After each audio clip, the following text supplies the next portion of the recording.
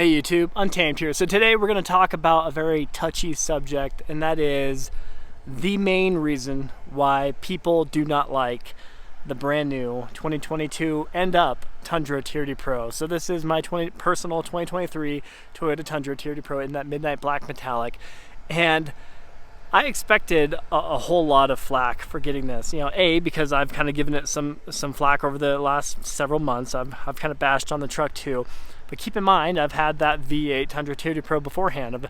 I've really grown to appreciate the simplicity and just the overall feel and drama of that previous V8 Tundra TRD Pro. You guys know I've owned a few of them, so it is quite literally safe to say that I've had a very strong bias toward that previous generation because I've owned a few, right? And right now, most people don't like this. And the biggest reason is a lot of people can't justify the price tag. Right, so I mean, we had a price tag of $52,000 to $54,000 for the 2021 Toyota Tundra TRD Pro, right, with the V8 5.7 liter V8. People, it was affordable. It was still expensive, but it was still a typical truck, higher end, mid to higher end truck price point. And most Toyota people, we appreciate that price point. I mean, it's that $35,000 to $60,000 range is where a lot of people who appreciate Toyotas and have driven Toyotas are used to spending that. When we introduce this one here, it is $72,000, and for most people, that is way too much. I mean, and especially considering how much more it was than just the previous year. Over 1 year, it went up that $15,000, $16,000, $18,000 jump, depending on how you spec'd it out. And that's a tough pill to swallow for a lot of people. I mean, think about the Land Cruiser. The Land Cruiser cost $89,000. Well, excuse me, for the Heritage Edition anyway, that cost $89,000, and $86,000 and some change for the quote-unquote standard Land Cruiser. And think about that. Toyota had a hard time selling them for years in the United States. I mean, they sold anywhere from $3,000 to $4,500 a year throughout the last couple of decades, and mainly because it was the price point. They were too much for the modern consumer. Especially people who like Toyotas, they couldn't justify spending that kind of money on a Toyota when you can get, whether it be a Porsche, a BMW, Mercedes-Benz for not that much more. So they suffered in sales, and it wasn't until Toyota announced that they were pulling the plug on the Land Cruiser in the U.S. where they suddenly became super popular, right, amongst a lot more people. So they've always been popular. Don't get me wrong, but people joined the bandwagon after they announced the departure of it, okay? So all that to say, Toyota priced out a large market of their typical audience when they introduced this truck here. Like I said, if it was $55,000 to $60,000, maybe even a little bit more than $60,000, I think it would have been received a lot better than what it was.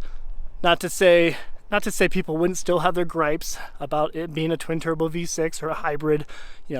People who appreciated that last Tundra liked that last Tundra for reasons that varied completely from why they would like this, right? Because it's totally different. This twin turbo V6, although better performing in nearly every regard, people just have a hard time adjusting to change. It's human nature, myself included. We all have a very difficult time adjusting to change, and it's such a drastic change because it is quite literally different in nearly every way. So it is a totally new truck and a very complex power plant too, right? This iForce Max that we have in here, that hybrid twin turbo V6, is very complex, and I think a lot of people they have a hard time, making that abrupt, that big of a change versus that last generation, if that makes sense. So the biggest reason is the price point, but I would supplement that with this being such a huge, dramatic change from that previous generation is what really drove a lot of people out of wanting to get this particular one. So you guys let me know if you agree with that. I think it's just, unfortunately with supply and demand and all the research and development that went into this and blah, blah, blah, blah, COVID, inflation, blah, blah, blah, all that drove up the price, as well as everything. Everything went up. Home prices, just your typical utilities, typical products and materials went up quite a bit over the last couple of years. And well, we're kind of seeing a byproduct of it with the current vehicles that are coming out. But when you actually price it with other similar caliber trucks of different manufacturers, like the AT4, AT4X, the ZR2, Ford Raptor. I mean, they're all on par price-wise, or even a little bit more. Of course, the Raptor's a little bit more too. So, that's just unfortunately the new reality of how much trucks cost.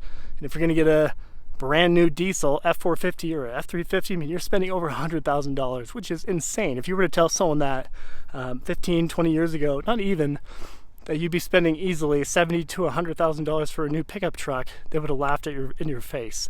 But that's just unfortunately the reality of where we're at right now. So just wanted to walk you through that, and that's something that has been on my mind, as I see a lot of people, with negative comments saying, no way, this is a step back for Toyota. It's definitely not, right? This is better in every regard, minus turn radius and not having a cool sound. This is better in every way compared to that last one. And you guys know it was a tough change for me to make that, but having owned both of them, and once you own this one, you'll quickly agree with that. So yeah, there you have it, guys. I just wanted to voice through those thoughts with you. I think in the next 2 or 3 years, as people begin to buy these a lot more, and this becomes a little bit more commonplace, of course, there will be an overwhelmingly majority of people who support this generation over the last V8. It's just a matter of, right now, what do people have? People have that V8 Tundra. The vast majority of all Toyota Tundra owners have the previous generation because these are still new. So of course, it's also human nature for us to support and defend what we have. I'm doing it right now, right? So it's human nature for us all to do that. But, keep in mind, if you haven't owned both of them, credibility goes out the window a little bit. So I recommend, if you get an opportunity, test drive it, give it a whirl. I think you'll like it a lot. There's a whole lot to love about it. Of course, if you're coming from the V8, there's a couple things that you won't love as much. But it really is a thrill to drive. A kick in the pants every time I drive it. It's super, super quick and snappy. So I'll leave you guys with that. Let me know what your thoughts are. Appreciate you watching as always. Till next time.